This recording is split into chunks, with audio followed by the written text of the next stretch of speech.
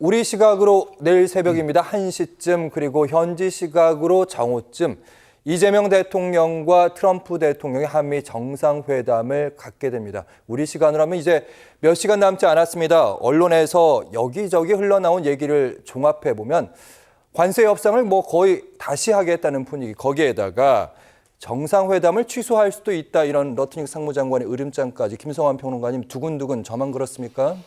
많은 국민들이 아마 예의주시하면서 지켜볼 거라고 생각해요. 특히 이제 한국과 미국의 관계는 우리가 이제 외교 관계로 보면은 유일한 동맹 국가가 미국이거든요. 그만큼 매우 특수한 관계이기 때문에 또 특히 한반도 안보 문제와 관련이 돼 있어서 많은 국민들이 좀 관심 있게 지켜보고 있을 거라고 생각하는데요. 저는 그렇게 너무 걱정하면서 조마조마할 필요는 없을 것 같아요. 왜냐하면 미국이 무슨 정상회담을 안 할 것처럼 그렇게 얘기하는 거는 그냥 일종의 심리전이라고 봐야 될 것 같고요. 미국도 책임 있는 국가인데 어떻게 한미 정상회담을 예정하고 있는 상황에서 취소를 합니까? 그래서 사실상 상상하기가 좀 어렵고요. 미국 입장에서도 한국은 매우 중요한 동맹 가운데 하나입니다. 특히 동북아시아의 지정학적인 위치로 봐도 마찬가지고요. 경제력으로 봤을 때도 한국이 그렇게 만만한 나라는 절대 아니거든요. 그런 면에서는 미국도 나름대로 성의 있는 카드를 들고 나올 것이다, 이렇게 생각합니다. 아무래도 관심은 사실 이건 이념 갈등으로도 연결되는 문제이기 때문에 주한미군 현대화 문제가 제일 큰 관심이 될 수밖에 없어요. 주한미군 주둔비 문제도 문제고요. 주한미군의 어떤 전략적 유연성에 관한 문제도 그럴 거예요. 그러니까 주한미군 주둔비를 지금 미국 쪽에서 2배 정도 증액하기를 원한다고 하거든요. 그러니까 2026년이 올해 대비 한 8.3% 인상을 해서 주한미군 방위비를 한 1조 5,100억 정도를 우리가 부담을 해야 돼요. 근데 미국 쪽에서 한 3조 원 정도를 얘기하는 것 같아요. 그럼 우리가 다 받아들일 수 있을 것이냐, 이게 좀 관심이 될 수밖에 없고요. 그리고 주한미군의 어떤 전략적 유연성에 관한 문제는 결국은 이제 미국은 환태평양 전략에 따라서 중국을 견제하는 게 가장 큰 목적이거든요. 그러니까 한일 간의 어떤 군사 안보 문제가 연결이 되어 있는 것도 바로 그 지점인데요. 그것도 역시 만약에 주한미군이 다른 유사시에 어떤 대만에서 분쟁이 생기거나 중국하고 분쟁이 생겼을 때 주한미군이 출동하게 된다고 하면 자동으로 우리가 중국하고 미국하고의 전쟁이든 국지전이든 어떤 형태의 분쟁에 휘말릴 수밖에 없는 거거든요. 그러니까요. 일종의 평택 미군 기지가 중국을 견제하는 발진기지 역할을 하게 되는 겁니다. 그럼 우리는 전쟁에 우리가 바라지도 않는데 한 당사국이 돼버리잖아요. 예. 그런 문제에 있어서 미국이 어떤 요구를 할까 관심인데요. 이재명 대통령이 일단 잘랐어요. 딱 잘라서 유연화 문제에 대해서는 우리가 미국의 주장을 받아들이기 어렵다고 이미 전용기 안에서 기자간담회 때 입장을 밝혔거든요. 그 부분은 절대 우리가 양보할 수 없는 문제가 될 것 같습니다. 근데 추가적으로 관세 문제가 어느 정도까지 될지는 모르겠지만, 예. 그건 일단 우리 입장에서는 지난번 관세 협상으로 마무리됐다고 하는 쪽에 주장들을 계속 할 것으로 보이는데요. 과연 추가 시장 개방을 어떻게 할 것인지, 우리가 약속한 3,500억 달러, 그러니까 500조 원가량이 되는데요. 그 투자 계획을 우리가 어떻게 미국 측에 제시할 건지, 이런 부분들을 좀 지켜보면 어떨까 싶습니다. 예. 방위비 분담금 문제도 있고, 가장 중요한 게 주한미군의 유연성 문제 있고, 쌀 그리고 소고기 문제도 있고 복잡합니다. 어느 하나 양보를 쉽사리 했다가 이재명 정부 입장에서는 곤란한 상황을 맞이할 수 있는데, 어쨌든 조현 외교장관이 급히 이제 미국으로 갔다는데 이게 직항편 안 타고 돌아 경유해서 갔다는 거 얘기 있고, 그다음에 대통령 비서실장이 이제 미국에 갔다고 하는데 이런 경우도 없었잖아요. 그렇습니다. 말씀하신 것처럼 비서실장이 이렇게 가는 경우는 좀 아주 이례적인 상황이라고 봐야 되거든요. 예. 보통 비서실장 같은 경우는 대통령실이 아무래도 국정의 컨트롤 타워이기 때문에 대통령의 해외 순방 시에는 보통 그 어떤 국내 상황을 지키고 있어야 되고, 그런 상황들을 수출에 따른 대통령에게 보고해야 되는 상황인데, 비서실장까지 갔다는 것은 지금 현지 미국에서의 사정이 좀 녹록지 않다는 거고요. 저는 그렇다고 하더라도 이게 큰 문제라기보다는 올코트 프레싱 같은 느낌은 들었거든요. 그러니까 대통령 비서실장도 미국까지 가서 백악관의 비서실장을 만나서 무엇이라도 조금 보탬이 되는 게 있다면 본인도 그 역할을 하겠다는 거거든요. 그런 측면에서 볼 때는 지금 기업 우리 총수들도 이번에 아마 대통령의 어떤 방미에 다 함께 가서 측면 지원을 하고 있는 상황이기 때문에 그런 부분들은 저는 올코트 프레싱 차원에서 큰 문제가 없다고 보는데, 현재까지 보면은 한미 정상회담을 열리는데 현재까지도 무엇을 논의할지, 무엇을 다룰지 어떻게 이제 결과를 도출할지 이런 것들에 대한 것들이 하나도 정리된 게 없다는 거거든요. 예. 그렇다면 결국은 지금 세계의 외교라고 하는 게 트럼프 이전과 트럼프 이후가 완전히 바뀌는 거거든요. 그렇기 때문에 저는 아마 현재 한미 간의 정상회담은 예정되어 있지만 여러 가지 굉장히 매끄럽고 깔끔하게 가지는 못하고 있는 상황 같다. 하지만 이런 것들은 저는 어떤 우려 섞인 시선으로 보기보다는 트럼프 특유의 어떤 협상 스타일로 좀 봐야 될 필요가 있다고 보이거든요. 여러 가지 의지가 있는데 그러한 부분에 있어서 실무자 간 사이에 협의를 거치지 않고 나는 정상을 만나서 직접 담판하는 형식으로 모든 걸 마무리 짓겠다 하는 이런 것들로 좀 읽히거든요. 예. 그렇기 때문에 저는 아마 뭐 방위비 뭐 이 정액에 대한 문제나 뭐 국방비 정액에 대한 문제나 그다음에 쌀, 쇠고기 이런 것들 부분에 있어서도 저는 아마 그러한 어떤 트럼프 대통령의 의지에 대해서 트럼프 대통령이 어떻게 나올 것인지에 대한 이재명 대통령 나름대로 플랜 A, 플랜 B, 플랜 C, 플랜 D까지는 적어도 들고 아마 트럼프 대통령을 만나지 않을까 하는 이런 좀 생각이 들고요. 그 미국으로 가는 그 전용기관에서 대통령이 그 기자 간담회를 했는데 굉장히 자신감이 있어 보였거든요. 굉장히 자신감이 있어 보이고 특히 트럼프가 쓴 그 협상의 기술이라는 책을 읽었다는 거예요. 그래서 저는 그 말씀하시는 동안에 보니까 트럼프가 쓴 그 협상의 기술을 읽었다고 하는데 단순히 읽기만 한 건지 아니면 그것을 읽고 난 다음에 아 이제 협상의 기술이 저런 거구나. 트럼프 협상의 스타일은 저런 거구나 하는 걸 알고 내 나름대로 어떤 카운터 펀치라는 그런 비책 히든 카드를 준비하고 있을지는 잘 모르겠다. 이제는 우려와 어떤 그런 섞인 걱정의 시선으로 이 정상회담을 바라볼 게 아니고 이제는 대통령을 믿고 기다리는 수밖에 없다는 이런 생각이 들고요. 다만 저는 그 이재명 대통령께서도 물론 마음의 준비를 하고 계시겠지만 여러 가지 불쾌한 상황이 벌어질 수 있다고도 보이거든요. 그러니까요. 트럼프 대통령 사이에는. 왜냐하면 트럼프 대통령과 만나서 뭐 이렇게 제대로 끝나지 않은 정상들도 많았었어요. 저는 걱정되는 게 백악관 그 트럼프 대통령 집무실에서 오벌 오피스에서 오벌 오피스에서 어떤 장면이 펼쳐질까? 혹시라도 우크라이나 대통령처럼 그런 일이 있으면 안 되는데. 그래서 우크라이나 대통령 같은 거의 면전에서 면박을 당했지만 스위스 대통령 같은 경우에는 정상회담을 하기로 갔다가 만나지도 못하고 돌아가는 경우도 있었거든요. 그렇기 때문에 그런 불쾌한 상황이 벌어지다고 하더라도 대통령이 절대로 평정심을 잃지 말고 그리고 두 번째는 절대 노라고 하지 마라. 일단 노라고 하면 안 된다. 노라고 하기엔 더 상황이 꼬일 수도 있기 때문에 그런 상황에서는 트럼프 대통령의 말을 듣고 그 이후에 저는 포괄적으로 동의하고 난 이후에 실무자설에서 풀어나가는 것도 하나의 방식이기 때문에 여러 가지 다양한 옵션을 갖고 아마 그런 정상회담에 임할 것으로 보고요.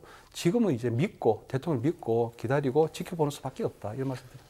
교수님께서 이제 좋은 말씀들 많이 해주셨는데요. 그냥 제가 첨언하자면, 그러니까 지금 미국이 전 세계 우리는 뭐 자유주의 진영을 대표하는 국가이기도 하고요. 민주주의 모델이 됐던 국가잖아요. 미국이 그동안에 우루과이 라운드나 관세 협상의 기본 틀을 만들었던 나라인데 트럼프 라운드 만들겠다고 지금 전 세계를 흔들고 있는 거잖아요. 자신들의 자국 이익을 위해서 지금 여러 국가들한테 일방적으로 지금 외교를 하고 있단 말이에요. 그러니까 우리가 얻어낼 것보다는 우리가 방어할 것을 좀 더 고민해야 되지 않을까. 방어만 한다 하더라도 이게 오히려 거꾸로 성과가 되지 않을까. 외교적 환경이나 이런 것들이 그렇게 만들어지지 않았나 싶어요. 이 힘없는 국가의 어떤 뭐라고 할까요? 서름이라고 할까? 그런 것들이 좀 느껴지기도 하는데요. 일단 강훈식 비서실장 간 거는요. 수지 바이스 트럼프 대통령 비서실장과의 어떤 일종의 상대가 되기 때문에 갔다고 저는 생각해요. 왜냐하면 그러니까 여성 최초의 대통령 비서실장이기도 하고요. 트럼프 대통령 당선의 1등 공신이기도 합니다. 최측근이기도 하고 공화당의 싱크탱크라고 불리는 사람이거든요. 브레인입니다. 그러니까 트럼프 대통령의 행동이나 전략적인 어떤 뭔가의 카드가 나온다고 하면 이 비서실장을 통해서 나올 가능성이 굉장히 높습니다. 그러니까 트럼프 대통령이 회담에 돌발적인 어떤 제안을 한다 하더라도 미리 카운터파트인 강훈식 비서실장이 가서 그런 부분에 대한 얘기를 내밀하게 조율하는 역할들을 한다면 일종의 돌발적인 어떤 상황이 발생하거나 이런 불확실성을 조금 좀 완화시킬 수 있지 않을까 그런 기대를 개인적으로 좀 해보고요. 지난번에 우리 관세 협상할 때도 굉장히 불안한 시선으로 많이 지켜봤잖아요. 예.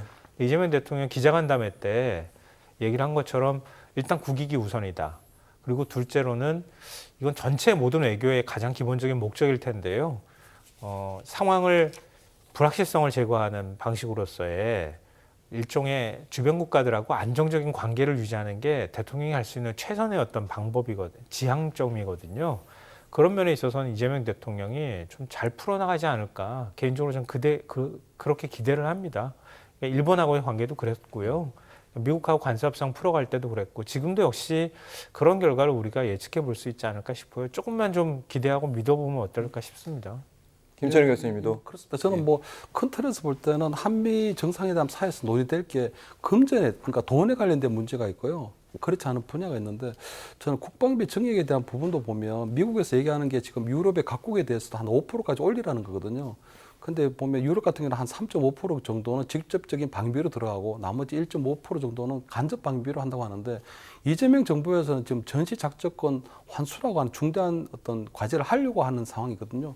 아무래도 이제 뭐 국방비를 정액하게 되면 우리가 전시 작전권 환수의 문제와 맞물려서 아무래도 우리 감시 자산이라든가 정찰 자산이라든가 우리가 인공위성 같은 것도 굉장히 고도화를 해야 되는 부분이 있고 지휘 체계도 아무래도 현대화해야 되는 부분이 있기 때문에 그런 부분으로 국방비 증액을 쓰게 되면 오히려 전시 작전권 환수해야 하는 그런 일정 로드맵도 조금 앞당길 수 있는 그런 부분들도 있거든요. 그렇기 때문에 저는 그러한 부분들까지도 금전에 관련된 부분은 너무 돈에 관련된 부분은 너무 이렇게 인색하게 할 필요가 없다. 다만 쌀하고 이제 우리 소고기 수입에 대한 부분이 있는데 쌀 같은 경우는 지금 우리나라의 국내 소비량이 줄어들고 있는 거 확실한 현실이거든요. 그렇다고 해서 뭐 미국 쌀이 들어온다고 해서 더 소비가 늘어난다는 하는 부분은 아니고 소고기 같은 경우도 30개월 이상에 된 어떤 미국산 소고기가 들어왔을 때 그 소비가 얼마나 늘어날지는 알 수도 없는 부분이 있기 때문에 그런 부분에 있어서도 저는 상당히 좀 전략적으로 좀 유연하게 조금 이렇게 접근할 필요가 있다.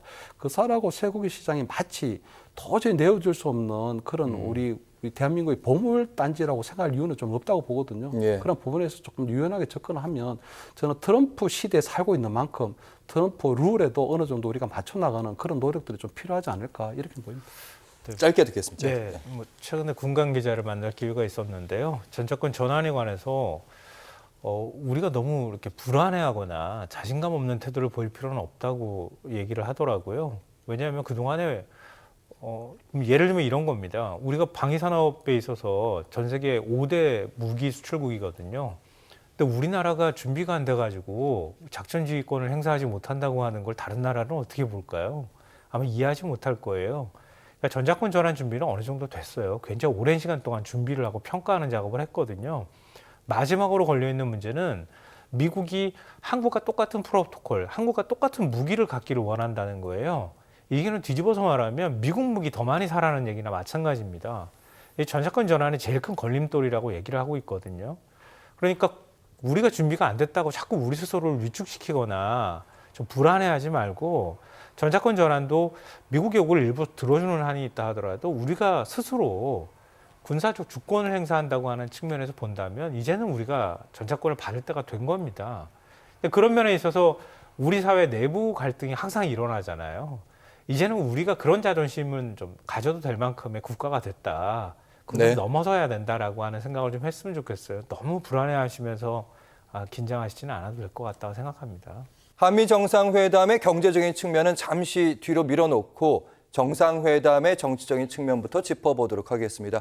오늘 새벽이었습니다. 1시쯤부터 시작됐는데 워싱턴에서 한미 정상회담 2시간 20분간 진행이 됐습니다. 초반에 두근거렸던 그 마음은 후반에 안도의 한숨으로 바뀌었습니다. 외신들의 평가는 대체로 호의적이었고 호평이 잇따랐습니다. 우리 여야의 반응은 엇갈렸습니다. 극명하게 엇갈렸습니다. 함께 영상 보시죠. 새벽잠 설치셨죠? 국민주권정부의 국익중심 실용 외교를 응원합니다. 대통령님과 정부가 연일 국익을 위해 애쓰고 성과를 거양하고 있습니다. 이번 회담 성과를 구체적이고 지속적인 성과로 이어가겠습니다. 이번 정상회담의 전체 과정은 한마디로 역대급 외교 참사라 할 것입니다. 공개회담 내내 제대로 답변할 기회조차 갖지 못한 병풍 외교라 하겠습니다.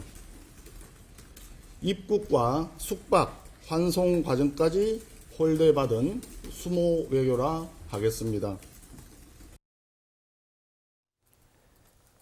민주당에서는 이보다 더 좋을 수는 없다. 국민의힘에서는 역대급 외교 참사다. 그 근거로는 의전상에 있었던 홀대였습니다. 최현 평론가님 어떻게 보셨습니까?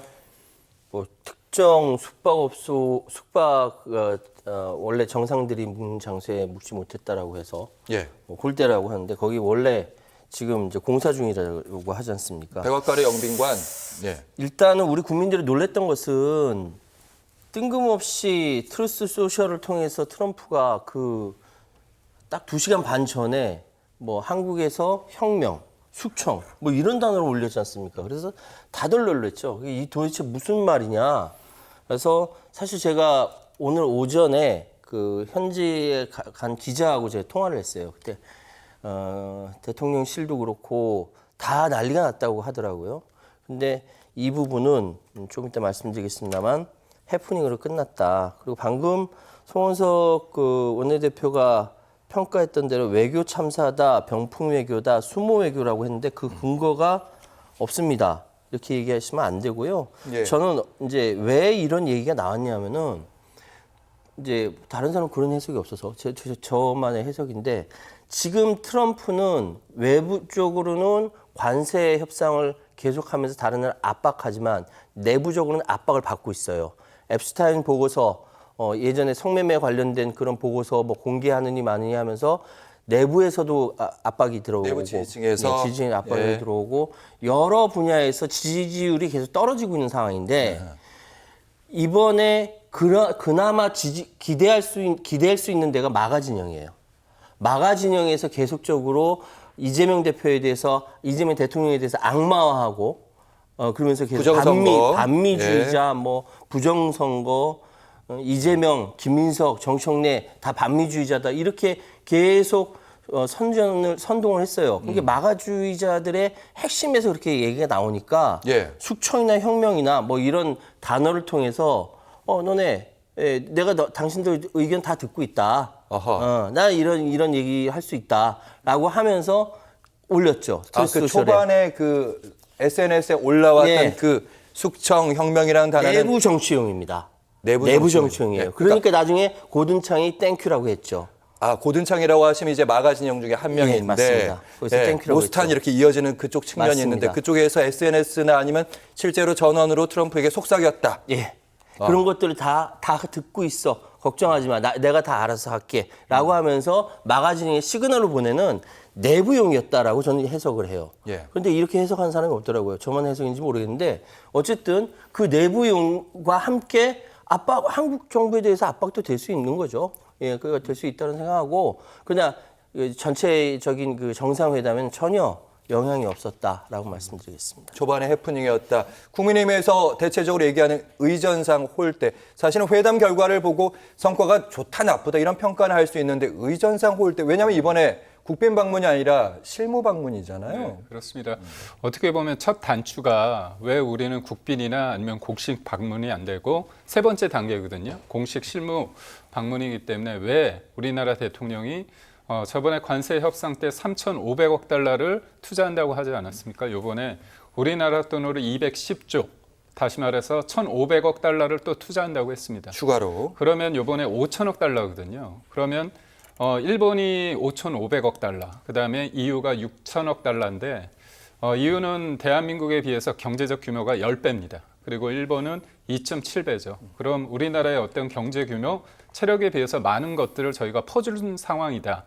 그러면 우리나라 기업들이 돈을 쓸 수 있는 게 제한적인데 국내에서 일자리를 못 만드는 거잖아요. 그러면 이재명이라는 사람이 대통령이 됐을 때 친중적인 그리고 미국 조야에서 이 사람의 어떤 리더십에 대해서 인정을 못 받기 때문에 그런 어떤 불안한 리더십이 미국 조야에서 인정받는 방법은 균형 있는 어떤 대접을 받는 게 아니라 한쪽으로 기울어졌고 그거는 소위 말해서 투자 비용으로 대신할 수밖에 없기 때문에 이 부분은 일종의 친중세 아니면 이재명세가 아닌가 그렇게 비판을 할 수밖에 없고요. 또 하나는 방금 말씀하신 것처럼 저도 뭐 어젯밤에 깜짝 놀랐는데 숙청이냐 혁명이라도 일어난 것 같다. 그래서 우리 거기서 사업 못한다 그럴 얘기를 하고 단순히 SNS뿐만이 아니라 행정명령 그 관련해서 서명식 할 때 예. 기자 질문이 또 하니까 뭐라고 얘기하냐면 브리핑을 했어요, 본인이. 예. 교회들을 잔인하게 급습했다.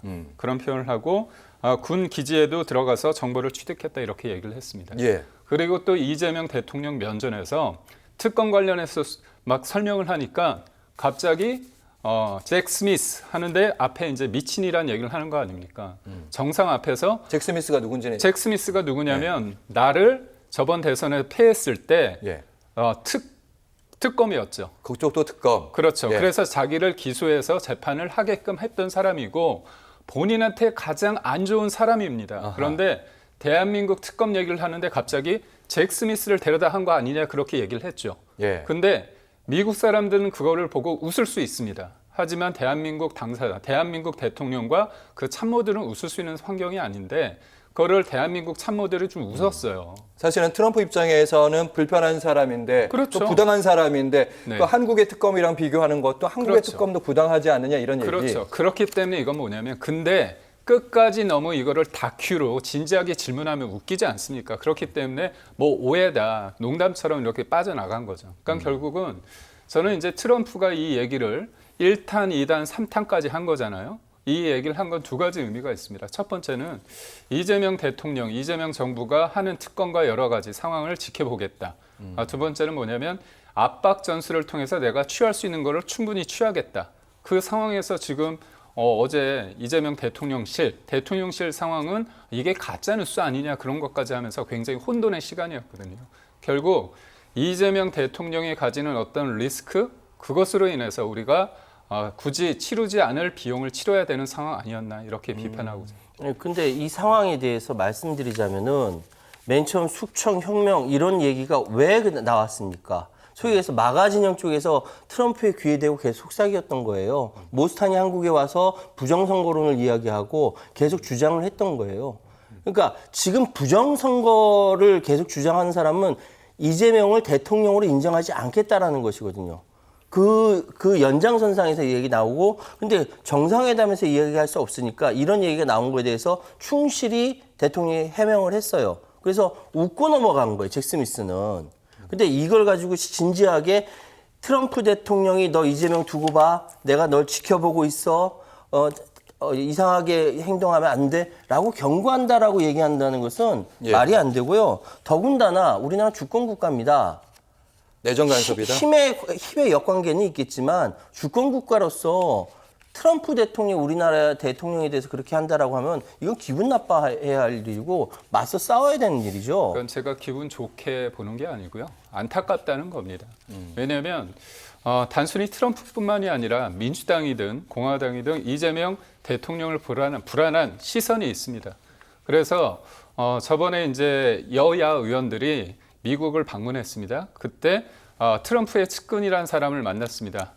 미국 우선주의 연구소인가요? 거기 부소장을 만났을 때 뭐라고 얘기했냐면 윤석열 전 대통령 관련해서 박해를 하거나 그리고 뭔가 인권적인 침해가 요소가 있을 때 미국 행정부는 이거에 대해서 받아들이기 힘들다, 불편하다 그런 얘기를 했습니다. 예. 그러니까 결국 부정선거가 있다 없다를 떠나서 지금의 미국조에서 이재명 대통령을 바라보는 그 부분 무엇보다도 미국 같은 경우는 중국을 견제하고 뭔가 봉쇄하는 데 있어서 제1의 목표를 가지고 있습니다. 그렇다면 이제까지는 윤석열 정부는 사실 누구 편이 될 것인가 굳이 묻지 않아도 당연히 미국과의 어떤 굳건한 한미 동맹이란 그런 관계 속에서 해석이 될 수 있는데 예. 지금 어떻습니까? 이재명 대통령이 한미 간 방미를 하고 있는 과정에 지금 특사단을 중국에 보냈습니다. 특사단을 보냈는데 이제까지 역대 대통령이 특사단을 보냈는데 대통령이 친서를 가지고 왔는데 시진핑을 못 만난 적이 없습니다. 근데 이번에 서열 3위를 만날 수밖에 없는 상황이고 무엇보다도 중국의 관영 매체는 황구시보에서 뭐라고 얘기하냐. 자주권을 유지해야지만 된다. 이런 얘기를 합니다. 예. 그러니까 결국은 뭐냐면 미국에 대해서 기울어지지 말고 우리 쪽으로 와라는 얘기거든요. 결국 이재명 대통령께서 지금 한미동맹이라는 그 부분 속에서 숙제를 푸는데 그게 어려운 상황은 저는 인정합니다. 다만 모든 것들은 업보가 있어. 본인이 중국의 셰시에 대만의 셰시에 얘기하고 무엇보다도 타임즈가 대선 기간에 이런 질문을 했습니다. 그러니까 중국이 대만을 침공했을 때 대한민국은 어떻게 할 것인가 질문을 했을 때 답변을 뭐라고 하셨냐면 외계인이 지구를 침공하면 그때 생각하겠다는 겁니다. 제가 앞서 말씀드렸지만 미국은 중국에 대해서 굉장히 심각하게 보고 있는데 현실화된 위협이 있는데 그거에 대해서 나 몰라라 하고 이거는 있을 수 없다. 외계인이 지구를 침공하는 것이다. 이렇게 해석을 하는 네. 이재명 대통령에 대해서 불안한 시선이 있을 수밖에 없고요. 저는 그렇습니다. 대한민국이 어떤 나라입니까? 그렇기 때문에 이재명 대통령이라는 사람의 어떤 불안한 리더십과 그런 거에 대해서 못마땅하지만 그래도 대한민국의 대통령이기 때문에 할 수 있는 최소한의 어떤 조치를 한 부분도 있다는 것을 명심해야 된다고. 마지막 반론 받겠습니다. 최 평론가님. 대한민국의 대통령으로서 해야 할 일은 충실히 하고 있다고 보고요. 그런데 지난 그 정권에서 윤석열 정권은 대한민국 대통령으로서 충실하지 않았어요. 그래서 결과가 12.3 내란 사태가 벌어진 겁니다. 그러니까 지금 외교라는 것은 그 어떤 대통령이 그 어떤 대표가 있어도 국익을 중심으로 생각하지 않는 대통령은 있을 수가 없는 거예요. 그런데 지난 정권에서 보면은 국익 중심이 아니었거든요. 많은 사람들이 그렇게 실망을 했어요. 일본에 대해서 퍼주고 그렇게 이야기하고 있어요. 인식하고 있죠. 한미일 동맹이라고 하지만 실질적으로 미일 동맹의 하부 구조로 들어가는 거 아닙니까? 윤석열 대통령이 이번에 트럼프 대통령이랑 만났다면 어떻게 할 뻔했냐라고 많은 국민들이 안도의 한숨을 내셨다라고 얘기하고 있습니다. 지금 상황에서. 그러니까 국익 외교라는 것은 그러니까 중국과 가깝든 미국과 가깝든 그것이 어느 쪽으로 가든 간에 국익에 가까운 걸로 균형 맞춰서 가야 되는 거예요. 일방적으로 한미, 일방적으로 친중 그런 거 없습니다. 국익에 맞춰서 해야 된다라는 거 다시 한번 말씀드리고요. 네. 이번에 한미 정상회담이 이렇게까지 힘들어지는 이유는 전 정권 책임이 굉장히 크다. 이 말씀 분명히 드릴게요. 알겠습니다. 아주 오늘 짧게만 말씀드리겠습니다. 그 중국과의 관계 문제는 저희가 추가로 질문이 준비되어 있기 때문에 네. 그때 더 하시면 될 것 네, 같습니다. 자, 그리고 오늘 10월에 경주에서 에이펙이라고 하죠. 아시아 태평양 경제협력체 다자주의 정상회의입니다. 유명한 정상들이 다 이곳에 오는데 이 자리에 바로 트럼프 대통령이 참석을 하겠다고 트럼프 대통령이 약속을 했습니다. 웃으면서 하는 얘기긴 했지만 이런 얘기도 했습니다. 그때 에이펙에 와서 이재명 대통령과 어떤 일을 하기 위해서 잠시 자리를 비울 수도 있다. 최현 평론가님. 예. 어떤 일일까요? 글쎄요. 두 사람이서 따로 골프를 칠 것인지 그건 잘 모르겠습니다만. 사실은 김정은 위원장과의 뭔가 그러니까. 이벤트. 그러니까 지금 에이펙이라는 회의가 지금 10월에 경주에서 열린다면은 그때만큼 좋은 기회가 없을 것 같고 시진핑도 올 수 있고 트럼프도 올 수 있고 이 자리에 만약에 김정은 국무위원장이 오게 된다라고 한다면은 세계의 만남이 되지 않겠습니까? 그렇다고 한다면 한반도를 중심으로 그때 푸틴도 올 수 있는 것이죠. 그러면은 한반도를 중심해서 남북 지도자와 4대 강국의 일본의 총리까지 포함해서 예. 4대 강국의 지도자들이 한데 모여서 한반도 안보에 대해서 같이 논의할 수도 있는 부분이고 그게 이루어졌으면 좋겠어요. 그런데 일단 기본적으로 그렇게 되기 위해서는 이번에 이야기한 것이 트럼프에게 에이펙 회의에 오시라라고 이야기하는 것이고 그런 것들이 영내 안보에 있어서 굉장히 중요하다라는 것은 우리는 생각할 수 있는데 사실 이거는 71년도에 김대중 대통령이 이야기했던 4대 안전보장론과 맥이 같이 닿는 겁니다. 그렇다고 한다면은 김정은 국무위원장과 만나고 싶어하는 트럼프 그 중간에 피스메이커가 되십시오. 내가 페이스메이커가 되겠습니다라고 얘기하는 이재명 대통령 이 상황이 벌어진다면 참 좋겠다라고 생각합니다. 좋겠는데 김정은 위원장 입장에서는 7년 전에 나쁜 기억들이 있어서 쉽지만은 않을 것 같긴 한데 그리고 중국과의 관계 지금까지는 아까 김기흥 전 대변인 얘기를 하셨는데 미국의 입장은 이런 것으로 전해지고 있습니다. 중국의 편에 설 것인가 아니면 미국의 편에 설 것인가 지금 빨리 대답해라 이런 입장이었는데 물론 이제 웃으면서 얘기는 하긴 했습니다만 트럼프 대통령이 이재명 대통령과 중국 같이 갈 수 있겠느냐 같이 가겠다 비행기 값도 절약하기 위해서 같이 비행기 타라 이런 농담까지 했습니다. 그 농담에 뼈가 있는 겁니다. 뭐냐면 이재명 대통령 입장에서는 중국의 셰셰 대면의 셰셰 그다음에 미국의 땡큐 일본의 아리가또입니다. 그게 무슨 말이냐. 균형 외교고 등거리 외교죠. 말은 참 좋습니다. 그런데 문재인 정부 때 한반도 운전자론을 했죠. 그런데 어떻게 됐습니까? 중국에 그 방중을 했을 때 저도 기자 출신이지만 기자들이 맞았습니다. 폭력적으로 맞았죠. 그리고 혼밥을 3번이나 했습니다. 그리고 시진핑 주석을 만났을 때 우리는 작은 산봉우리, 그리고 중국은 큰 나라, 그런 얘기를 하고요. 중국의 시진핑의 중국몽과 함께 하겠다고 했지만 돌아온 건 뭐냐면 3불 1한, 우리의 어떤 자유적인 어떤 행동도 제약을 받게 됐고요. 한한령이라는 걸 통해 가지고 우리가 비즈니스 상에서도 큰 손해를 봤습니다. 그렇다면 지금 우리가 얘기했던 등거리 외교, 균형 외교의 현실은 뭐냐면 자유진영 입장에서는 똑같이 간다는 건 뭐냐, 이제까지의 자유진영, 소위 말해서 미국과 일본과 나토 진영과 같이 한다는 게 아니라 북중러와 같이 하겠다는 거로 해석이 될 수밖에 없어서 지금의 상황이 결국 미국과 자유진영이 있어서 끊임없이 이재명 대통령의 어떤 안보관에 대해서, 외교관에 대해서 의심을 하는 겁니다. 근데 트럼프가 이렇게 얘기를 했죠. 같이 가자. 그러면 시진핑 입장에서는 어라? 이거 뭐지? 트럼프랑 같이 오네? 이런 생각을 할 수 있다는 거죠.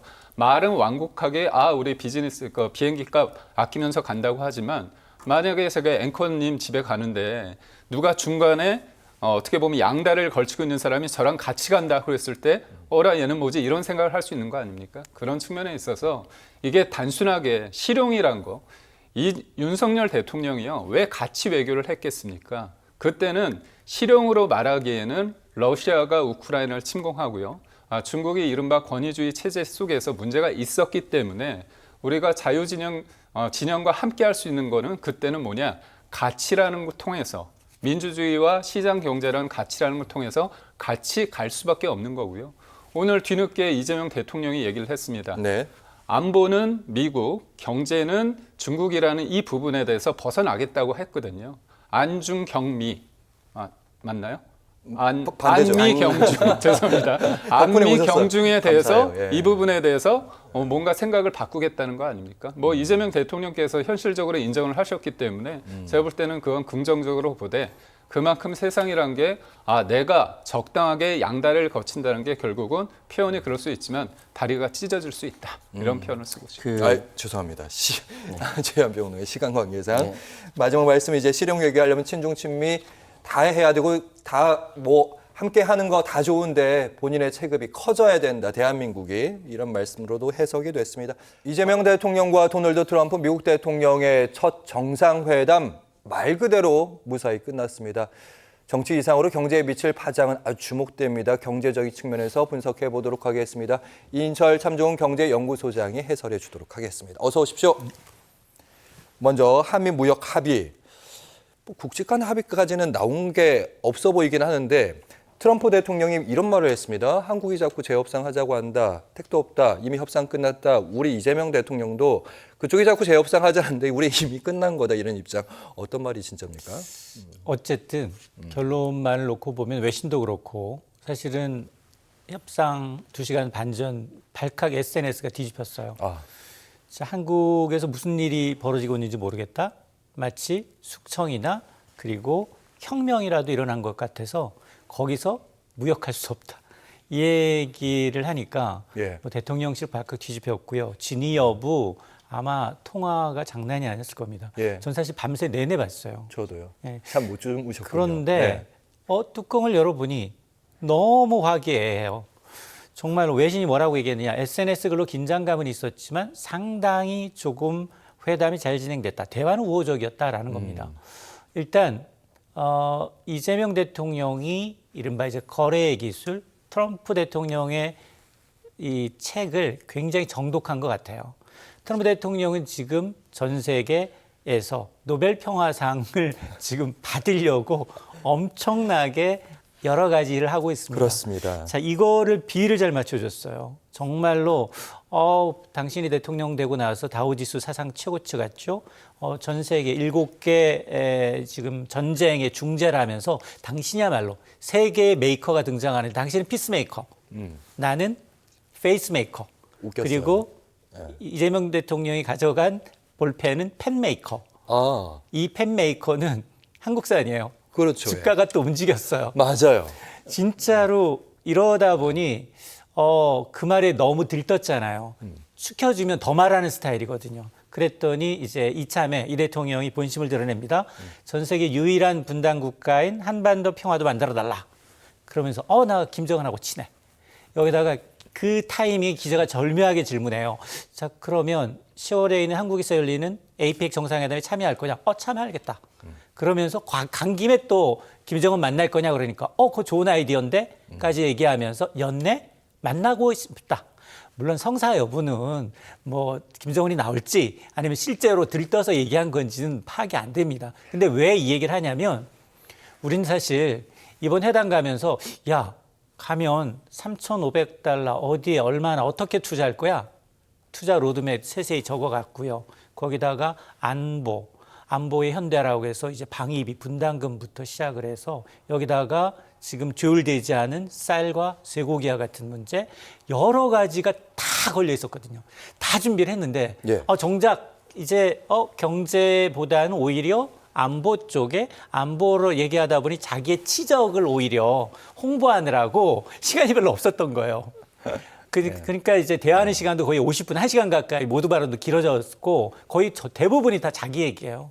자기가 잘냈다부터 시작을 해서 그러다 보니까 오히려 저는 이재명 대통령이 오히려 정말로 이제 협상술에 오히려 트럼프가 말려들었다라고 봅니다. 오히려 방금 말씀은 제가 초창기에 이야기를 끌어내면서 아니 막상 뭔가 합의를 본 것도 없고 합의 안 본 게 다행인 거예요. 오히려 다행이에요. 왜냐하면 구체적으로 여기서 어떤 협의문이 나오게 되면 그거는 되돌릴 수가 없어.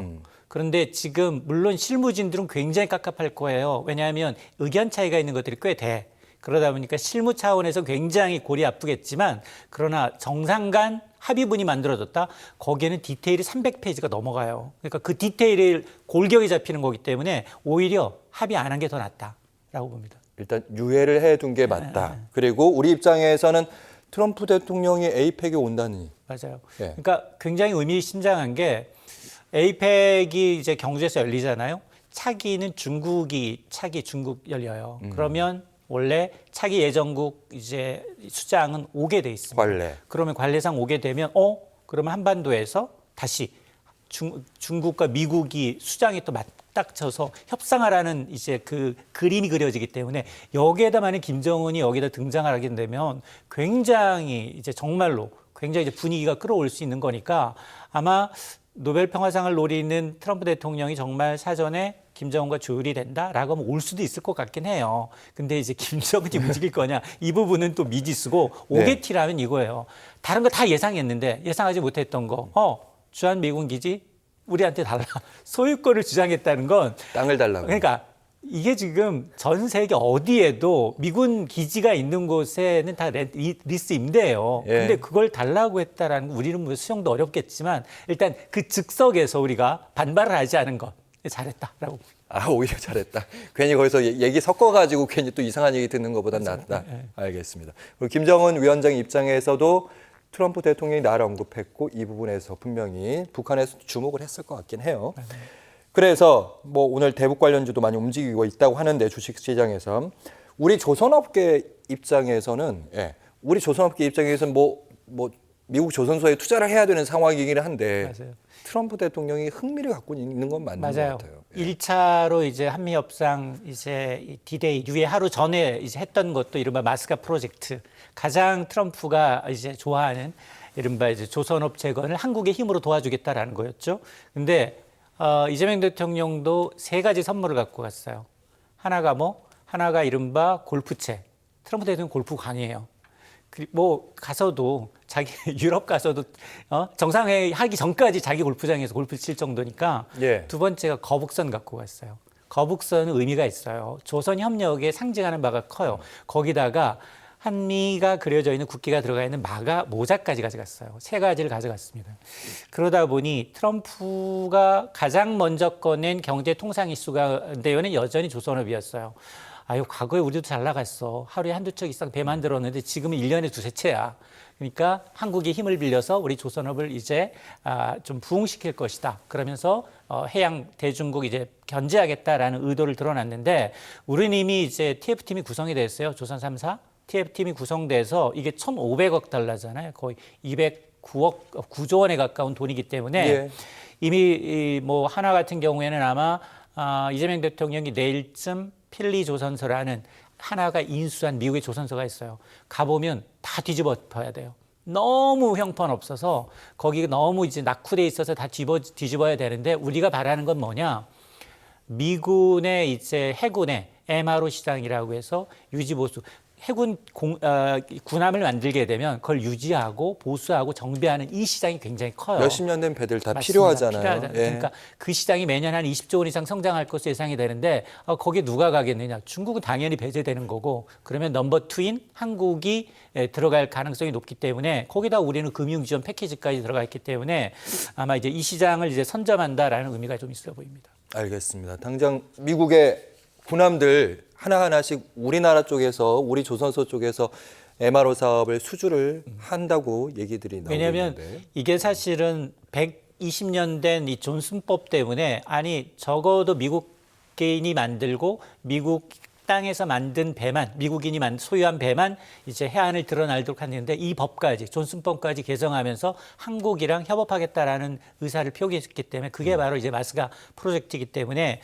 아마 주가가 그동안 조선업 많이 올랐잖아요. 그렇죠. 그리고 뭐 원전 주가도 많이 오르고 했는데 아마 이들 주가들은 아마 계속해서 이들 3사의 경우에는 물론 뭐 기술 이전이라든가 인력 배양이라든가 양성이라든가 조금 어려운 측면이 있어요. 왜냐 우리도 일감이 많아요, 사실은. 많은데 가보면 대부분 외국인 노동자들이거든요. 근데 미국인들이 거기 와서 막 이렇게 뭐 이렇게 우리가 반드시 할 수가 없어요. 조선업은 정말 손익은 기술자들이 가야 되거든요. 그러니까 이제 그런 걸 하는데 좀 어려움이 있을 수 있어요. 그리고 우리가 기술을 전수한다라는 것에 대해서는 어려움이 있을 수 있겠지만 어쨌든 이 시장이 굉장히 커지고 있기 때문에 우리 조선 3사는 기회를 맞고 있는 게 맞습니다. 알겠습니다. 우리 재계 총수들 이름만 들어도 다 아는 이재용, 뭐 최태원, 구광모 LG 회장까지 다 갔습니다. 선물 보따리 갖고 왔는데 아까 1,500억 달러라고 맞아요. 얘기하셨는데. 이게 정상회담 있고 오찬 있고 난 다음에 바로 이제 비즈니스 테이블이 있었어요. 여기에서 계약과 MOU를 포함해서 총 11건이 체결됐다는 겁니다. 여기에는 당연히 이제 조선 원전 들어가 있고요. 여기에다가 항공. 지금 대한항공 갔어요. 대한항공 비행기 보잉기 산다고. 103대를 삽니다. 여기도 뭐 수십조 원 돈 쓰고 있고요. 또 에너지 광물과 같은 정말 제조업의 어떤 르네상스를 이끌 수 있는 이제 우리 실질적인 이제 투자라는 이제 기업들이 갔는데 이게 물론 뭐 2천억 달러, 뭐 조선까지 포함하면 3,500억 달러예요. 우리 한 해 예산의 거의 70%가 넘는 480조 원을 투자를 해야 합니다. 투자를 해야 되는데 뭐 물론 관세가 일단은 앞서 이제 관세는 이제 더 이상 건드리지 못한다라고 얘기를 했기 때문에 네. 상호 관세 그대로고 그리고 자동차 관세도 사실은 좀 억울한 부분이 있지만 15%로 맞춰 줄 것 같아요. 그러면 미국 시장 내 불확실성은 좀 줄어들면서 수출하는 기업들은 이제 예측 가능성이 생기기 때문에 어느 정도 좀 입지를 강화할 수 있는 여지는 있지만 그럼에도 불구하고 480조 원의 원전, 조선 그리고 항공, 에너지와 같은 좋은 일자리가 우리나라에 만들어졌다면 지금 청년들의 고용률 만 19세부터 29세 청년의 고용률이 지난달 45.8이에요. 그러니까 100명 가운데 45명만 취업한 상태라는 거예요. 그 정도로 좀 어렵거든요. 제조업이 가장 좋은 일자리고 가장 양질의 일자리면서 대학생들이 가길 원하는 데인데 그래서 이제 아무리 뭐 물론 미국에서 사업을 하기 위해서 가긴 가는 건 맞습니다만 국내의 어떤 일자리 문제, 내수를 생각하게 되면 상당히 좀 이제 균형 잡힌 투자가 필요한데 너무 한쪽으로 쏠리는 것은 좀 경계해야 될 대목입니다. 기업 입장에서는 좋은 일일 수 있는데 우리 일자리 측면에서는 좋지 않을 수도 있다. 이런 맞아요. 말씀 잠깐 들었고요. 그리고 안보 측면에서 주한미군 전략적 유연성 이거 얘기를 안 해서 참 다행이라는 생각도 드는데 맞아요. 방위비 분담금은 왠지 더 올려야 될 것 같고 무기도 좀 더 사기로 한 것 같아요. 맞아요. 우리가 먼저 고해성사했어요. 이재명 대통령이 우리 그래 국방비 올린다. 국방비를 순차적으로 이제 인상을 하겠다라는 겁니다. 그래서 이제 미래군 21세기의 미래전에 사용하는 반드시 일단 이제 과학기술 강국 스마트 강군으로 만들기 위해서 첨단 과학 기술과 그리고 자산을 도입하는 데 쓰겠다. 무기 도입하겠다는 겁니다. 구체적으로 트럼프 대통령이 꼭 찍었어요. 뭐 B2B 폭격기부터 시작을 해서 B2를 준다고요? 공중급유기, 뭐 전투기 미국이 세계 최고인데 아직 물론 한국이 가장 많은 무기를 구매하는 국가들 중에 한국 국가이지만 더 사라. 라는 압박이었거든요. 그러니까 방위비 분담금은 기본이고 그건 얘기도 꺼내지 않아도 기본으로 갈 거고 왜냐하면 전 세계가 방위비며 국방비는 동맹국들한테 미국이 지금 압박하고 있는 상황이고 대부분 대체로 수용을 하고 있기 때문에 이건 기본이고 야, 너는 항공기 샀지? 그럼 무기 살 타이밍이냐? 이걸 또 꺼낸 거예요. 그러니까 아마 근데 무기라는 게 우리는 사실은 방산도 어쩌면 이제 같이 윈윈할 수 있는 부분이 있거든요. 우리도 방산도 강국이기 때문에 그렇죠. 그러다 보니까 아마 군사안보 협력과 아마 이제 무기를 결합한 경제적 동맹처로 가는 게 아니냐 이제라는 이제 기대감이 좀 커지고 있는데 근데 악마는 디테일에 있어요.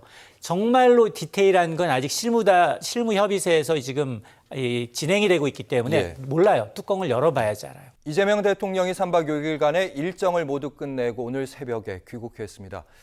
이 대통령 취임 이후에 첫 방미 일정 마무리됐고요. 그에 따른 성과, 과제, 이목이 집중되고 있습니다. 문희정 국제정치평론가와 함께 자세히 분석해 보도록 하겠습니다. 어서 오십시오. 네, 안녕하세요. 반갑습니다. 한미 정상회담 워낙 극적인 반전에 반전을 거듭했고 네. 마치 시청하신 새벽에 보던 분들이 롤러코스터를 본 느낌이다. 아직도 심장이 두근거린다. 이런 분들이 있는데 네. 긴장감도 좀 돌긴 했는데 의외로 트럼프 대통령이 따뜻했어요. 친절했어요. 네. 저만의 느낌인지. 아니요, 맞습니다. 사실은 많은 분들이 조마조마한 이유가 있죠. 왜냐하면은 트럼프 대통령의 스타일이 지금까지 어땠는지 우리가 너무 정확하게 알고 있거든요. 갑자기 돌발 발언을 한다든지 또는 면전에다 대고 굴욕적인 말이라든지 막말을 한다든지 정말 전혀 예상할 수 없는 행동들을 해왔기 때문에 과연 우리 대통령을 앞에 두고 어떤 이야기들을 할까 너무 불안했었거든요. 그런데 저는 깜짝 놀란 게 원래 트럼프 대통령은 어떤 느낌이냐면 오피스라는 곳, 저기, 저 공간. 네, 저 예, 공간이요. 예. 저 공간이 어떤 느낌이냐면, 자 들어와요. 내가 제대로 한번 공격하겠습니다. 요 느낌인데 예. 저는 트럼프 대통령이 저렇게 친절하게 시종일관 상대의 눈을 바라보면서 눈을 맞추면서 상대의 이야기를 또 되게 유심히 듣거든요. 그래서 되게 지금까지 보지 못한 모습을 봤다. 그러니까 뭐 본인이 얻을 게 있는 경우에는 막 몰아쳐서 공격을 하고요. 트럼프 대통령은 또는 뭐 특별히 그런 게 아니고 친교의 장이다. 그러면 어떤 분위기냐면 뭐 선물 가져왔어요? 한번 꺼내나 봐요. 이런 느낌이었거든요. 그런 눈빛으로. 네. 예. 그러나 이번에는 트럼프 대통령이 정말 나는 당신의 모든 이야기를 다 들을 준비가 되어 있어요. 저렇게 순한 양 같은 모습 저는 처음 봤습니다. 왜 그랬을까요? 문희정 정치평론가는 수많은 정상회담들 실시간으로 이렇게 보시고 거기에 네. 대한 모니터도 하시잖아요. 왜 그랬을까 그렇게 생각하세요? 많은 분들이 트럼프 대통령이 되게 감정적이다 보니까 저분은 그냥 사전 정보 없이 모든 거를 그 순간의 감정에 의해서 행동할 거라고 생각을 하잖아요. 아닙니다. 트럼프 대통령이 굉장히 좀 우리가 아는 것보다 무서운 사람인 게 뭐냐면 본인은 뼛속까지 사업가라고 얘기를 하고 기업가라고 얘기를 하죠. 그리고 협상에 능하다고 얘기를 하죠. 그건 무슨 얘기냐면은 그 상대에 대한 모든 정보, 상대에 대한 모든 파악을 이미 다 끝낸 상태에서 우리가 보는 감정적인 돌발적인 상황마저도 본인은 이미 머릿속으로 시뮬레이션을 해서 그걸 한다라는 거거든요. 저는 트럼프 대통령이 일단은 한국에 대해서 처음부터 공격을 강하게 해야지라는 생각을 가지고 들어오진 않았다고 생각을 해요. 그 근본적인 이유가 뭐냐면은 사실은 한국이란 상대는 지금 미국이 가장 필요로 하는 조선업 협력을 해줄 수 있는 유일한 나라이기 때문입니다. 사실은 적나라하게 표현하면 미국이 아쉬운 상황에 있기 때문에 일단은 내가 그래도 공격할 거리는 가지고 들어가지만 그 이전에 다른 사람들을 대하듯이 뭐 강하게 공격하겠다, 물어뜯기만 하겠다라는 생각은 애초에 없었다라고 보는 게 맞을 것 같습니다. 그걸 어디서 엿볼 수 있냐면 모두 발언에서 제일 먼저 무슨 얘기하죠? 조선업 얘기부터 합니다. 트럼프 대통령은 자기 감정을 좀 못 숨기는 스타일이에요. 조급함이 그 조선업 협력에서 먼저 나왔어요. 한국 선박 잘 만들어요. 나 한국 선박 살 거예요. 조선업을 협력해가지고 미국의 조선업을 다시 부흥시키겠다라는 얘기부터 빵 하고 터뜨리잖아요. 그만큼 절실하다는 거죠. 우리만 절실하다고 생각했는데 트럼프 대통령도 우리한테 바라는 거 있었고 그렇죠. 다른 나라는 해줄 수 없는 게 그게 있었고 그렇죠. 그래서 정상회담 분위기가 따뜻하고 친절하게 보일 수도 있었다. 하지만 트럼프 대통령 무서운 사람이다. 그럼요. 그 이미 상대에 대한 파악이 다 끝난 상태였어요. 그리고 최종 판단은 트럼프 대통령이 합니다. 아, 중간에 말 많았어요. 예, 맞아요. 예. 맞습니다. 트럼프 대통령은 지금 1기 때하고 2기 때 내각 구성이 굉장히 다릅니다. 1기 때는 본인이 정치 아웃사이더였고 사실 본인조차도 대통령이 될 줄 몰랐잖아요. 근데 대통령이 됐어요. 내각을 꾸려야 되고 수많은 사람들과 함께 일을 해야 되는데 소위 말해서 자기 사람이 없습니다. 그러면 어떻게 되죠? 기존 정치인들이 뭐 추천하는 사람들, 기존의 사람들이 많이 들어왔어요. 근데 1기 때 본인이 하고 싶었던 것들 거의 못했어요. 왜? 볼튼. 예. 그렇습니다. 그 사람들, 기존의 정치인들, 그리고 추천받은 사람들이 자기 말대로 움직여주지 않았거든요. 그랬죠. 자, 지난 4년간 트럼프 대통령은 본인의 싱크탱크를 따로 만들 정도로 이를 갈고 있었어요. 예. 자, 2기 내각은 어떻게 꾸렸죠? 완벽하게 자기가 오더를 내리면 그 오더에 움직여줄 사람들로만 구성을 했습니다. 그런데 그 사람들이 굉장히 다양하게 모였어요. 저기 앉아 계시는 분들 세 굉장히 분. 다양합니다. 예. 저 그림을 유심히 보셔야 되는 게 뭐냐면은 그 바로 옆에 JD 벤스 부통령이 앉아 계시고요. 그렇죠. 예. 중간에 마코 루비오 국무장관이 앉아 있고요. 네. 자, 미국은 외교부가 따로 없고 국무장관이 외교부 장관까지 겸하죠. 예. 근데 저분이 하필이면은 국가안보실장까지 겸하고 있어요. 보좌관까지. 아, 예. 그리고 그 옆에 우리와 관세 협상을 주로 이끌었던 러트닉 상무장관이 있거든요. 예. 자, 회담의 분위기 전체가 저 영상을 보면서 제가 주목했던 게 루비오 장관의 표정이었어요. 루비오 아니 저는 저분이 네. 말이 많은 분으로 알고 있는데 말을 안 하셔서 말을 안 하시죠. 그리고 굉장히 저 때 내내 표정이 혼자 어두웠습니다. 그건 뭐냐면은 예, 이해했어요. 네. 트럼프 대통령 옆쪽으로 굉장히 다양한 사람들이 모였는데 트럼프 대통령은 소위 마가 세력이라고 하는 극우 세력의 이야기도 듣지만 정상적인 기업인들 출신의 이야기도 듣고요. 그리고 오랫동안 정치에 몸담았던 사람들의 이야기도 듣습니다. 국무장관이 사실은 예, 반중. 예, 반중. 네. 극우라고 하는 게 좀 더 걸맞을 수 있는데. 그 흔히 미국이 외교를 할 때 미국 중심의 철저하게 미국 우선주의 얘기를 할 때 저 루비오 장관이 취하는 자세가 딱 그 전형적인 자세입니다. 대중 그리고 대북 굉장히 강경파입니다. 저분 근데 같은 이번에 경우에는. 트럼프 대통령이 루비오 장관의 얘기를 안 듣고 그렇죠. 종합적으로 판단해서 자기가 주도권을 갖고 이재명 대통령과 괜찮은 분위기를 연출했다 이런 말씀. 그렇죠. 그래서 그 협상 분위기 자체, 그 회의 분위기 자체가 루비오 장관이 원하는 분위기로 전혀 가지 않았어요. 루비오 장관은 방위비로 압박하고 한국을 더 관세 협상에서 밀어붙일 수 있게 조금 더 또 중국에 대해서 어떤 입장이야? 우리랑 같이 갈 거야? 라는 식의 어떤 분위기로 흐르기를 원했죠. 근데 하지만 그 분위기로 전혀 가지 않았죠. 그래서 나중에 보니까 뒷말이 좀 있더라고요. 루비오 국무장관. 그렇습니다. 어쨌든 아까 마스가 얘기하셨잖아요. 네. 미국은 이제 거의 배를 못 만드는 회사. 어쨌든 트럼프 대통령은 한국 배 내가 사겠다 이런 얘기했고 네. 이재명 대통령은 필라델피아의 한국의 조선소를 방문했습니다. 그러면 이제 미국 나라 측면에서 좋은 거고 지역 경제도 미국도 좋은 거고 그렇죠. 우리 기업도 뭐 좋은 거고 근데 국내 일자리는 어떻게 하나 이런 걱정들. 네. 이제 많은 분들이 조선업 협력을 하면 그냥 우리나라 조선사들이 다 미국의 조선소를 인수하거나 짓고 미국 인력들을 다 고용해가지고 거기서 배를 만들면 도대체 우리의 도움이 되는 게 뭡니까?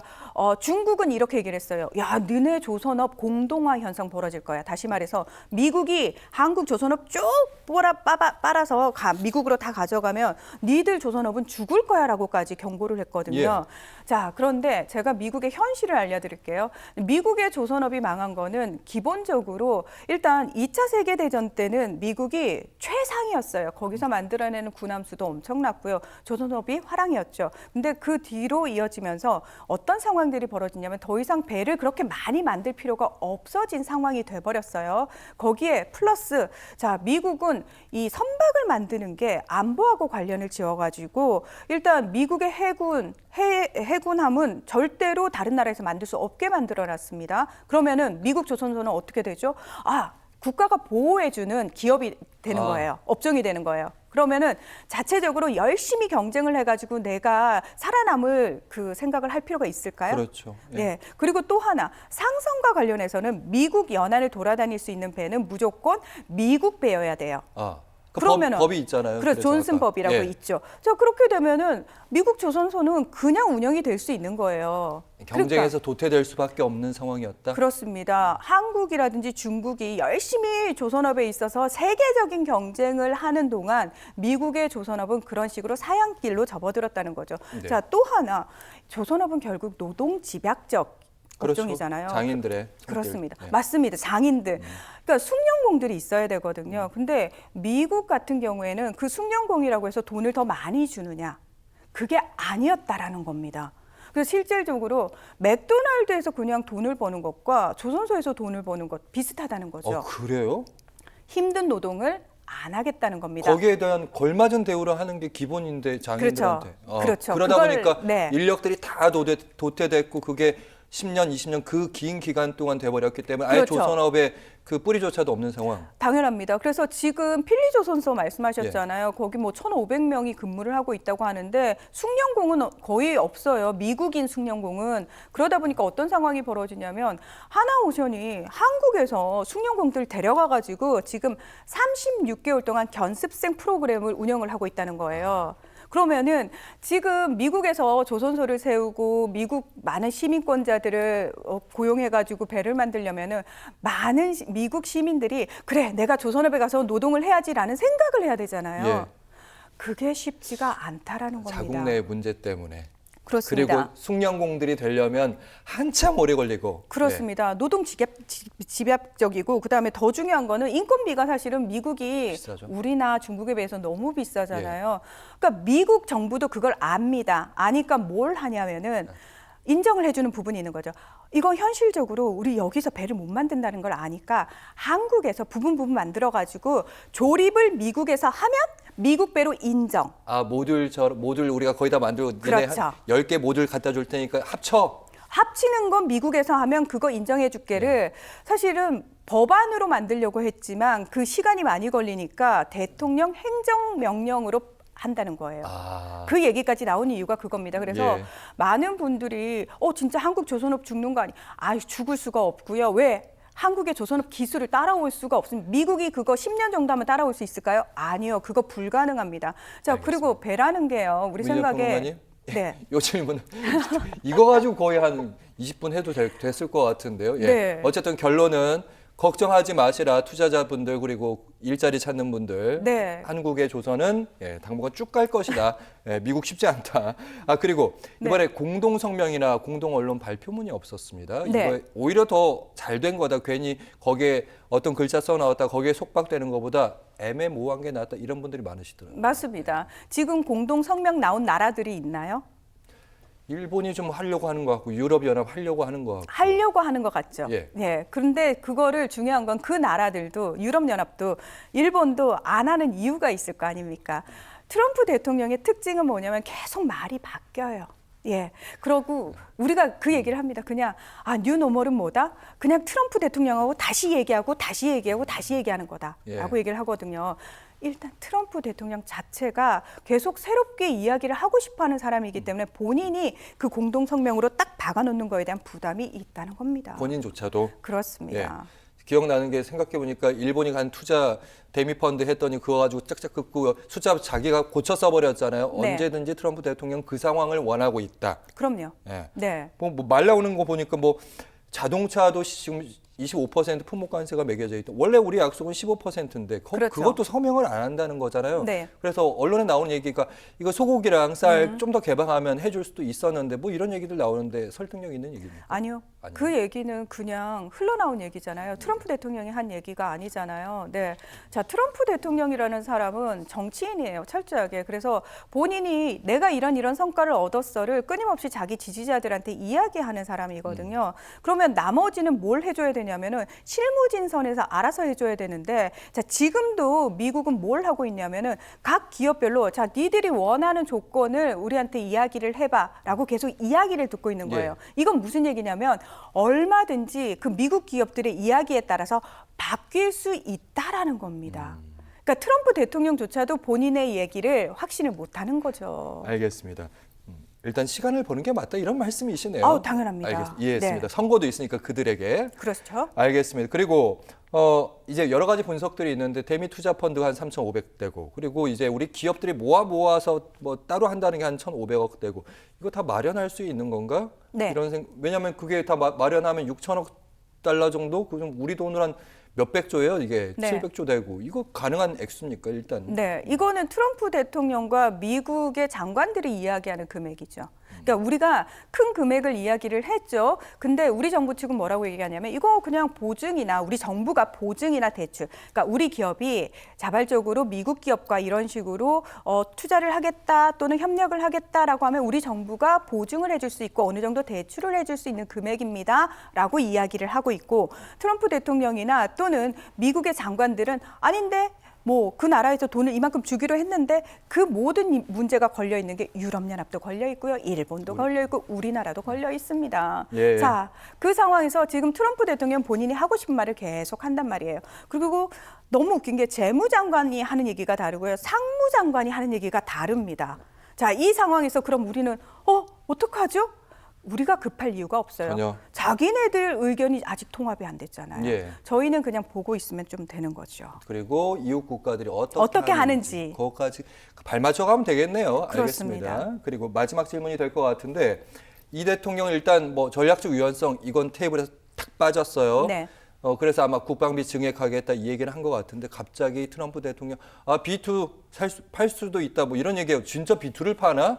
전략 무기인데 감사한 일인데 뭐 이런 생각도 그렇죠. 하긴 했는데 어떻게 그렇죠. 보셨어요? 저는 트럼프 대통령이 B2 전투기, 그 전략 폭격기, 이란을 그 때릴 때 썼다는 그 폭격기 얘기를 해서, 저걸 우리한테 준다고 주시면 너무 감사하죠. 그러나 미국은 그렇게 전략 무기에 대해서 대통령이 함부로 팔 수 있는 나라가 아닙니다. 의회 승인이 떨어져야 되는 상황이고요. 예. 이거는 공화당 의원들도 쉽게 찬성할 수 없는 영국도 부분입니다. 안 주는 무기를.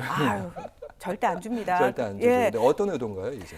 이거는 그냥 트럼프 대통령의 립 서비스 차원이고 다른 전략 무기들 많이 사라라고 얘기를 하는데요. 자, 한국에만 미국산 무기 사세요라는 얘기를 하는 게 아닙니다. 트럼프 대통령은 1기 때부터 아예 대놓고 미국산 무기 얼마나치 살 거예요? 라고 물어보면서 다닌 사람이거든요. 그렇죠. 예, 그래서 다른 나라에서 트럼프 대통령이 환심을 얻고 싶으면 먼저 얘기합니다. 저희가 미국산 무기를 얼마나치 사겠습니다. 라고 얘기를 했거든요. 예. 그래서 이 부분은 실무적인 부분에 있어서 얘기가 좀 더 진행돼야 될 부분이지 우리가 심각하게 받아들일 부분은 아니고 이 대통령이 먼저 스마트 강국 이야기를 하면서 우리 그 국방비 올리겠다라고 얘기를 했잖아요. 국방비를 올리는 건 맞습니다. 전략 무기 우리 필요한 거 맞습니다. 그렇죠. 사실은 그건 인정할 부분이고요. 다만 우리가 지금 신경 써야 되는 부분은 방위비 분담금과 관련된 얘기거든요. 요거는 사실 미국 측에서 아직 공식적으로 문제 제기를 안 했거든요. 그 얘기는 다음 시간에 한번 해보도록 하겠습니다. 네. 문희정 국제정치평론가와 함께했습니다. 고맙습니다. 네, 고맙습니다. 오늘 발표된 한국갤럽의 여론조사 같은 경우 어떻게 될지 많은 사람들이 관심을 기울였는데 대통령 직무수행 평가 59%가 긍정적으로 봤고요. 그리고 부정적으로 본 평가가 30%. 개요를 좀 말씀드리면 8월 26일부터 28일까지입니다. 그러니까 26일이라고 하면 순방이 막 시작됐고요. 그리고 그날 트럼프 대통령과 정상회담을 했고 돌아오는 날 여론조사가 결과가 끝났습니다. 그래서 지금까지 추세를 쭉 봤더니 한미 정상회담의 결과가 그대로 반영된 것이 아니냐 이런 관측. 왜냐하면 그전에 있었던 리얼미터 여론조사 같은 경우는 ARS이기도 하지만 시점이 지난주 월요일부터 금요일까지 종합한 여론조사 결과라서. 지금 그 여론조사 결과가 상반된 결과가 많이 나와요. 무슨 말인가 하면 한미 정상회담의 포커스를 어느 방식으로 맞추느냐에 따라 보기 좋은 장면. 근데 우리 이재명 대통령과 트럼프가 함께 환하게 웃고 있는 장면만 계속 노출이 된다면 이 긍정평가가 올라갈 수밖에 없죠. 그래서 그렇다고 말씀을 드리지 않겠습니다. 네, 정확한 우린 분석은 제가 할 수도 없거니와 또 어느 누구도 할 수도 없을 거예요. 그런데 긍정평가가 59%, 부정평가가 또 30%란 말이에요. 완전히 이제 하나는 긍정평가는 거꾸로 올라가고 부정평가는 내려가는데 일종의 반등이라고 볼 수 있습니다. 주식시장으로 치면 한국갤럽의 여론조사도 잘하고 있다는 긍정평가가 지금까지 추세로 보면 2주 연속 아니죠. 거의 2주 연속 하락세였는데. 아니 2주 연속 다 하락을 했어요. 반등했어요. 갤럽뿐 아니라 이 리얼미터는 3주 연속, 그리고 MBS도 2주 연속 계속 하락을 했단 말이에요. 그런데 갤럽이 반등을 했다. 그런데 묘하게 어제 나온 그 리얼미터 여론조사 결과가 하나 있었습니다. 이거는 월요일부터 금요일까지 이렇게 종합한 게 아니라 아니고 그것만 포커스를 맞췄어요. 한미 정상회담을 어떻게 볼 것이냐. 근데 단발성 조사. 긍정 평가가 53.1%. 그리고 부정 평가는 그거보다 긍정 평가보다 낮아요. 그렇겠죠. 그래서 그런데 문제는 그겁니다. 40, 50대에는 긍정 평가가 아주 높고 2030이 여전히 이 정권의 불편한 부분이 많이 있는지 무려 58.8%가 부정평가 입장에 있었단 말이에요. 그런데 오늘 내가 갤럽 여론조사를 보고 깜짝 놀랐어요. 어떤 점을? 이게 TK에서조차도 TK 같으면 이제 이재명 정권에 가장 반대하는 쪽인데 대구 경북. TK조차도 부정평가가 43%에 불과하다. 50%를 넘지는 않았다는 겁니다. 그런데 과연 이제 다음 주말에도 이것이 계속될 것인가? 저는 감히 말씀드리는데 아니라고 봅니다. 왜 그런가 하면 지금 일단 말씀을 그 전에 했던 말씀 종합해 보면 ARS 조사도 그렇고 한국갤럽에서 조사도 그렇고 이번 한미 정상회담 잘 됐느냐 물어봤더니 좀 더 많은 국민들이 잘 된 것 같다 이런 평가를 내린 건 초반 분위기. 이러는데 다만 ALS 조사는 제가 하나만 더 말씀드리면 아까 말씀드린 바와 같이 2030 특히 18살에서 29살까지 그 부정평가가 58.8%, 그 60%에 가깝다. 그리고 문제는 서울 지역별로 치면 서울에서 긍정평가가 45.9%인데 부정평가는 지금 전 변호사님께서 말씀하신 게 리얼미터 여론조사 주중에 발표됐던 리얼미터 바로 어제 발표된 거예요. 한미 정상회담을 어떻게 볼 것이냐 이 부분만 포커스를 맞춘 거예요. 거기에 부정평가는 46.6으로 긍정평가보다 높았다는 겁니다. 그래서 이 서울 지역에서 높았다는 것은 그 서울 지역에서 제가 뭐 지역 차별을 하는 건 아닙니다만은 그래도 더 많은 미디어에 많이 노출되어 있는 지역이거든요. 그렇죠. 그래서 이 한미 정상회담의 실상이 어떻게 이루어졌느냐. 예컨대 전 변호사님, 그러면 전 변호사님의 시각이 지금 어쨌든 국민 전체를 봤을 때는 뭐 ARS든 지금까지 전화 면접 조사 두 가지 지금 예를 저희가 들고 있는데 그 모두 다 국민 전체에서는 긍정적으로 본 비율이 더 높았습니다. 근데 전 변호사님께 말씀하신 거는 2030에선 점수가 좀 박하다. 그리고 전체적인 서울에서도 박하다. 전체적인 깔린 그 전제적인 얘기는 전 변호사님도 평가가 좋지 않은 것 같습니다. 좋지 않은 것이 아니고요. 이 한미 정상회담의 실상을 정확히 알게 되면 그리고 아직 합의가 전혀 안 나왔잖아요. 그 뭐 백악관에서 그런 얘기를 합니다. 후속 이제 협상이 실무 협상이죠. 앞으로 이제 시작될 거다. 그 말은 어떤 합의도 없었다는 얘기예요. 아주 짧은 기간이었고 통일 시간을 빼면 두 정상이 얘기를 한 것은 불과 한 1시간 정도 다 합쳐봤자 전반부 후반부 점심 식사 이후에 비공개 회담까지 다 합쳐봤자 통일 시간을 빼면 그렇다는 겁니다. 불과 한 1시간 정도인데 그 안에 무슨 협상이 있었겠습니까? 문제는 그 회담 직전에 그 트럼프가 일으킨 약간의 그 해프닝 비슷한 거 있죠. 이것이 숙청. 퍼지 아니면 리볼루션 혁명이냐 숙청이냐. 무슨 일이 일어나고 있느냐. 이 얘기를 3시간 전에 했는데 저는 그걸 의도적으로 봐요. 아주 하나의 작전 계획처럼 트럼프가 터뜨린 그 일종의 쇼였다. 노린 거죠, 뭐. 쇼였다는 거예요. 그렇죠. 그래서 이재명의 발목을 잡고 싶다. 뭐 이런 식의 어떤 그 복심을 가진 상태로 벌인 쇼였다. 이 얘기를 뭐 미국 대사관에서 들으면 펄쩍 뛸지 모르겠습니다만 지금 미국에서 우리를 얼마나 업신여기면 아직 주한 미국 대사도 임명을 하지 않았습니다. 아그레망 절차도 아직 밟지 않고 있어요. 그런 판이니. 그런데 문제는 그렇습니다. 우리가 그 말이 있고 나서 우리가 미국에 원래 3,500억 불 투자를 한다 이랬는데 1,500억 달러를 더 밀어넣기로 했단 말이에요. 그래서 LNG 1,000억 불 사오는 것까지 하면 무려 6,000억 달러를 미국에 그 투자 내지 그 물건을 사온 데 쓰는 것인데 지금 어음이죠, 지금. 예, 미국에서 하는 말은 전혀 그게 아니에요. 미국에서 하는 말은 그 돈은 이게 미국의 경제 기금에 집어넣는 돈이다. 우리 정부는 우리도 그렇고 일본도 그렇고 이거 보증이고 대출이다. 근데 미국의 생각은 그거잖아요. 아이고 한국 정부가 직접 지분으로 돈 내는 거다 이런 입장이에요. 지분으로 돈 그냥 주는 것으로 그렇게 예, 말하고 우리가 있죠. 그 번역을 네. 가만 보면 돈 그냥 주는 것으로 본단 말이에요.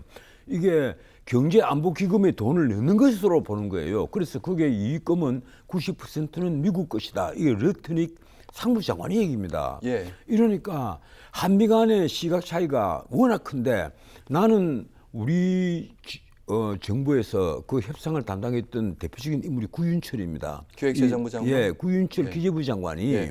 정확히 국민 앞에 백문백답으로 해명을 해야 된다고 생각을 해요. 지금 그렇지 않으면 예. 나중에 반드시 매국노로 몰립니다. 아니 근데 전 변호사님 그거를 지금 이렇게 문서로 하거나 정확히 이렇게 어디에 우리가 얼마 돈을 넣기로 했고 여긴 뭐 몇백억 달러 여긴 몇십억 달러 이 얘기를 해버리면 아니 미국에서는 그걸 자기들이 공여받는 것으로 알고 있는데 그 주장이죠. 우리 정부에서는 투자도 그냥 투자가 아닙니다. 이 대출을 하는데 뭐 보증서 주는 그런 개념 정도. 원래 일본에서 처음에 했던 말과 아주 유사한 말을 한단 말이에요. 네, 일본도 그렇고 우리도 그렇고. 그런데 네. 일본은 지금 드디어 가서 문서화를 하고 있잖아요. 하려고 했는데 지금 안 가는 것 같던데. 예. 일본은 그쪽도 뭐가 있어요 지금. 일단 문서화를 하기로는 합의를 한 했는데, 상태입니다. 네. 일본도 끌려가고 있기 때문에 뭐 한국에 가서 어떻게든지 그 새로운 그 단초를 하나 만들어 주기를 그러니까 바라는데. 전 변호사님 지금 뭔가 말을 이렇게 백문백답 해버리면 뭔가 확정적으로 말을 하는 아니죠. 순간 딱 거기에 올가매지는 상황. 그걸 예. 이 트럼프가 쳐놓은 올가미에 걸려든 이상 쉽게 벗어나지 못할 거예요. 말은 맞죠. 예, 네. 제가 보기에는 그래요. 맞아요. 그래서 지금 미국에서 하는 말은 아직까지 철강이라든가 반도체라든가 이런 관세, 품목 관세에 대해서 일체 말을 하지 않거든요. 그쪽이 그리고 말하는 게 유효해요 지금. 예, 트럼프는 지금까지 그렇게 말했습니다. 한국이 더 얻어갈 것은 없을 것이다. 한미 정상회담 전에 직접 그런 얘기를 두 번이나 했어요. 한국이 더 얻어갈 건 없다. 그래서 우리가 양보를 해주는 대로 15% 관세밖에 없다. 그런데 그 말 뒤에 또 이런 말을 하지 않습니다. 우리 물건이 한국에 들어가는 것은 관세가 0%다. 이 말은 또 하지 않는단 말이에요. 이게 사실 0%인데. 0%죠. 네, 미국에서 한국 오는 건 0%, 우리가 내는 건 15%, 왜 가는 건 0%냐 15%. 물어보면 네. 상호관세라고 얘기했지 않느냐 물어보면 아니 한미 FTA가 살아있잖아요 얘기를 한단 그런 말이에요. 막무가내가 어디 있습니까? 그러면 네. 우리 15%는 뭔데 이러면 그건 그 부분을 일부 개정해서 합의를 했잖느냐 15% 주기로 이런 식으로 얘기를 좀 하는 거예요. 예, 그러면 맞아요. 예. 과연 그런데도 이 3,500억 달러 더하기 1,500억 달러를 한 것을 예. 앞으로 어떻게 볼 것이냐 이제 이 문제입니다. 더 어렵습니다. 문제는 뭐 오늘 당장 그 이제 구윤철이가 이끄는 경제팀이 예. 그 물론 김용범의 그 정책실도 마찬가지입니다. 대통령 정책실장. 예. 호칭을 좀 넣어주시면 시청자 여러분이 이해하는 게 편할 것 같습니다. 예, 김용범 정책실장이라고 그러잖아요. 예, 그런데 확장 재정을 이제는 많이 표면하거든요. 오늘, 그래서 예. 드디어 55조 원 정도로 올해보다 예산이 더 많게 무려 730조 정도 되죠. 네네. 703조 가량 되는 예산을 편성해서 이제 국회에 맞아요. 내겠다. 정확해요. 예, 730조. 야, 이건요. 내가 보기에 내가 깜짝 놀랐어요. 이대로 가면 올 연말에 1,300조의 그 이제 그 정부 부채, 우리 국가 채무가 예. 이제 생기는 건데 이 국가 채무 1,300조에서 이제 앞으로 더 넘어갑니다. 어떤 문제가 있는가 하면요. 이제 관리 재정 수지가 100조 넘게 적자를 보거든요. 관리 재정 수지라고 하시면 이 국채를 내지 않으면 부도가 난다는 얘기입니다. 관리 재정 수지가 100조라는 얘기는요. 예. 그러니까 100조를 흔히 이제 관리 재정 수지라고 해서 뭐 4대 뭐 연기금 그거 다 포함해서. 다 포함해서. 예. 그래서 이걸 이제 어떻게 하느냐. 그래 결국 가만 따져보니 이 정부 마칠 때 국가 채무가요. 무려 적게는 1,700조를 보는 시각이 있고 많게는 1,900조를 보는 시각이 있어요. 그렇게 된데도 우리 국가가 무사히 잘 굴러간다고 생각하십니까? 아닙니다. 부담스럽죠. 맞아요. 적어도 네. 무디스 정도는 몰라도 스탠더드앤푸어스 S&P라고 하는 거요. 네. 그리고 피치 이 두 개 기관은 우리나라 신용 등급을 국가 신인도를 확 낮춰버릴 겁니다. 거기에 대한 우려 분명히 있습니다. 근데 예. 한편으로는 이런 생각이, 정부의 설명은 이런 것 같아요. 지금 보니까 민간도 돈을 못 쓰고요. 기업이 지금 투자할 여력이 있느냐? 지금 그런 상황이 아니란 거죠. 돈을 쓸 수 있는 데가 누구냐? 선택지는 딱 한 곳이라는 거예요, 정부. 그러니까 확장 재정이 꼭 옳은 방향이라기보다는 갈 수밖에 없는 방향이다. 지금 만약 이거 확장 재정하지 않으면 더 국가 채무 늘어나고 성장률은 더 떨어지고 나중에 가서 이거 메우려면 답이 없다. 이런 게 지금 이번 정부의 판단인 것 같습니다.